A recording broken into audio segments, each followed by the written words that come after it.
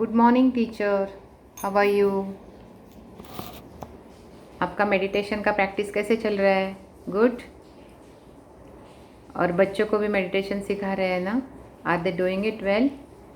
Good good, अच्छा कर रहे हैं ना। सो धीरे धीरे हम लोग अभी मेडिटेशन आगे आगे जो भी उसका कंसेप्ट है वो समझ रहे हैं।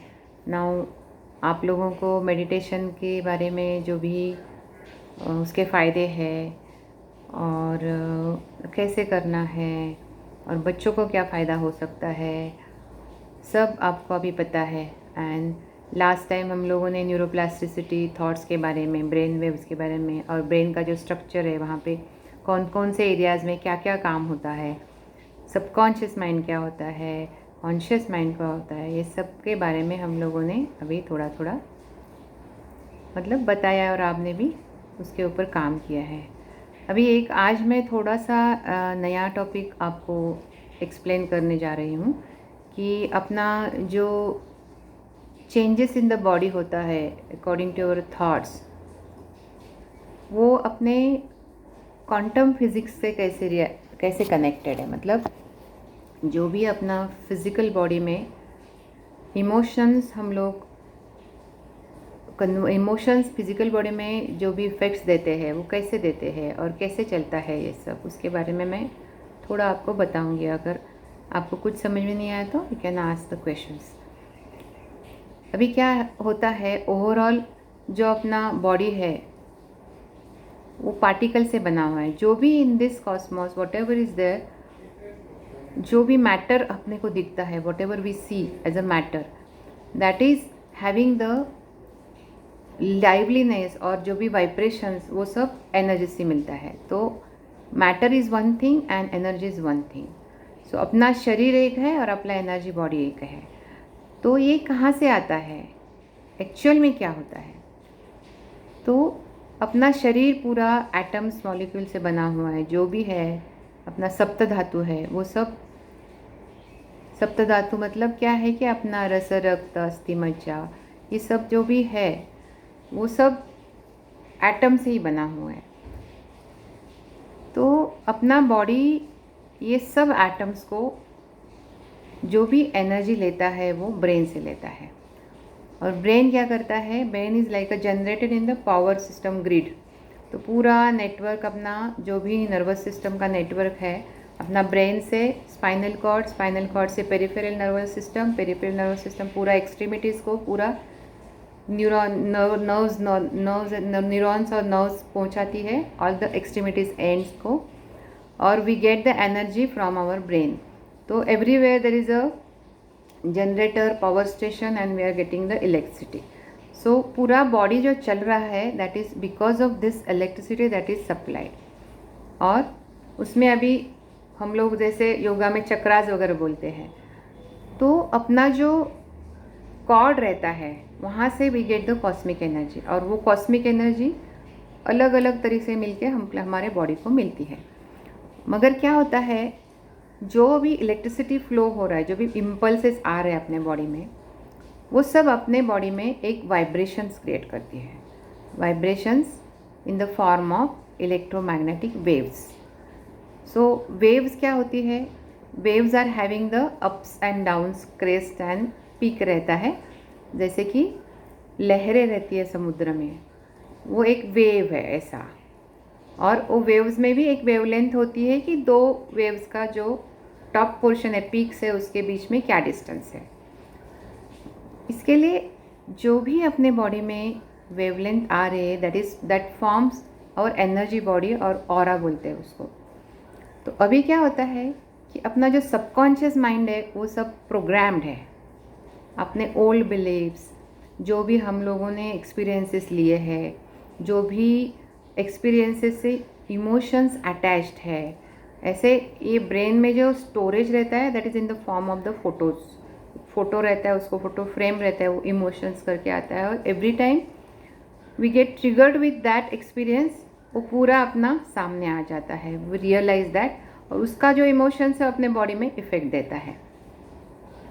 तो ये जो होता है वेव्स एंड इलेक्ट्रोमैग्नेटिक एनर्जी, उसका यूटिलाइजेशन हम लोग कैसे कर सकते हैं कि अपना वेव्स जो फ्रीक्वेंसी है, that frequency depends on our mind का स्टेटस। मतलब अगर मैं बहुत हैप्पी हूँ और ग्रैटिट्यूड में हूँ, सर्विंग में हूँ, तो मेरा वेवलेंथ जो है वो कम रहेगा, फ्रीक्वेंसी बहुत हाई रहेगा। सो एक है मैटर और दूसरा है वेव। एक है मैटर और दूसरा है energy, but they are working together. So अभी जैसे बच्चे धीरे धीरे धीरे धीरे मेडिटेशन करके रिलैक्स मोड में आना शुरू हो जाएंगे, अल्फ़ा स्टेट में जाएंगे, तो हम लोग अगला स्टेप क्या है कि हम लोग उनका जो भी बनना है उनको लाइफ में, या उनका जो भी गोल्स है, वो मैनिफेस्ट करने के लिए हेल्प कर सकते हैं। So what is law of attraction and what is manifestation is, जैसे बोलते हैं कि अगर आप पूरी शिद्दत से चाहो, जैसे शाहरुख खान का जो डायलॉग है, तो पूरी कायनात उसको सक्सेस करने में लग जाती है। इसका मतलब क्या है कि हम लोग मैटर एक स्टेट है और दूसरा जो है वो क्वांटम रियलिटी है। मतलब जो कॉस्मॉस का एनर्जी है, कॉस्मॉस का वाइब्रेशंस है, वो एक वेव्स में है, और वो जो कॉस्मॉस का वाइब्रेशंस है वो एक अलग वाइब्रेशन है और हमारा अलग वाइब्रेशन रहता है। अगर ये दोनों वाइब्रेशन मैच हो जाएगा तो क्वांटम में, मतलब जो कॉस्मिक एनर्जी है, उसमें बहुत सारी पॉसिबिलिटीज़ ऑलरेडी एग्जिस्टेंस में है। फॉर एग्ज़ाम्पल, जैसे कि अगर हम लोग ऐसा मन में एखादा सॉन्ग आ जाएगा और हम लोग वो गुनगुनाएंगे, तो जैसे अलग मेरी बेटी बोलेगी कि नहीं मैं भी यही सॉन्ग अभी सोच रही थी कि गा रही थी, तो मतलब जो सॉन्ग्स का साउंड वेव्स है वो एटमॉस्फेयर में है। ये कोरिलेट करने के लिए मैं बता रही हूँ कि वो एटमॉस्फेयर में वेव्स एग्जिस्टेंस में है, though we can not see those waves और साउंड वेव्स। वैसे ही इमेजिन करो कि ये पूरा ब्रह्मांड है that is with full of waves and full of energy and full of possibilities.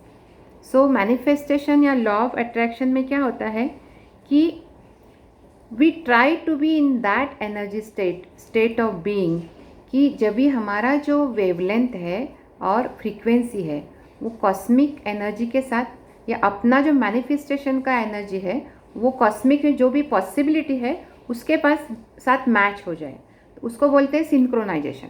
Synchronisation means हम लोग कभी कभी ऐसा यूज़ करते हैं ना, वो मेरा सिंक नहीं हो रहा है उसके साथ, उसका मतलब क्या है, मेरा वेवलेंथ नहीं जुड़ रहा है उसके साथ, तो मतलब you both of you are having some different vibrations. इसके लिए हम लोग अगर ऐसा मैनिफेस्ट करना है या लॉ ऑफ अट्रैक्शन का यूटिलाइजेशन करना है, जो अबंडेंस है इन the form of possibilities in this cosmic world, उसको कनेक्ट करना है अपने फिजिकल रियलिटी में, तो हम लोगों का बॉडी का वाइब्रेशंस वो लेवल तक जाना चाहिए कि अपना जो भी इंटेंशन है, जो भी डिज़ायर है, गोल है, उसका कॉस्मिक वेवलेंथ के साथ अगर मैच हो जाएगा, हाइयर फ्रीक्वेंसी में हम लोग वाइब्रेट कर जाएंगे, तो सिंकिंग होके हम लोग दैट पॉसिबिलिटी जो है एग्जिस्टेंस में, वो अपने लाइफ में रियलिटी में आ सकते हैं। That is nothing but law of attraction of manifestation.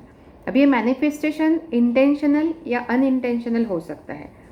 मतलब क्या है कि किसी की भी लाइफ में कभी कभी ऐसे होता है कि एक कुछ चीज़ ऐसा मुझे चाहिए, I want to achieve this, ऐसा करके जो हम लोग सोचते हैं, तो we give full energy to that that.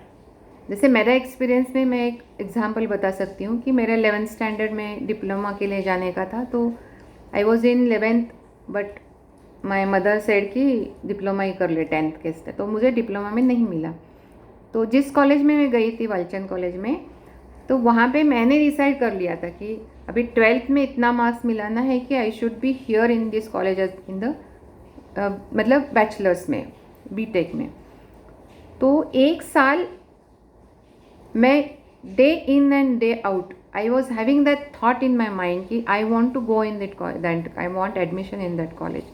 सो ये क्या हो गया कि I had a thought and I am giving that energy unintentionally, that was unintentionally in our life. मतलब पूरा सबके लाइफ में होता है, बाद में पता चलता है कि हाँ अरे मैंने ऐसे सोचा था, मैं ऐसे सोच रही थी, तो इसके लिए मैंने ये काम किया, मैंने उसके ऊपर फिर मैंने पूरा साल इतना पढ़ाई किया कि पूछो ही मत, पूरा हार्ड वर्क करके सब करके I got the admission in that college finally.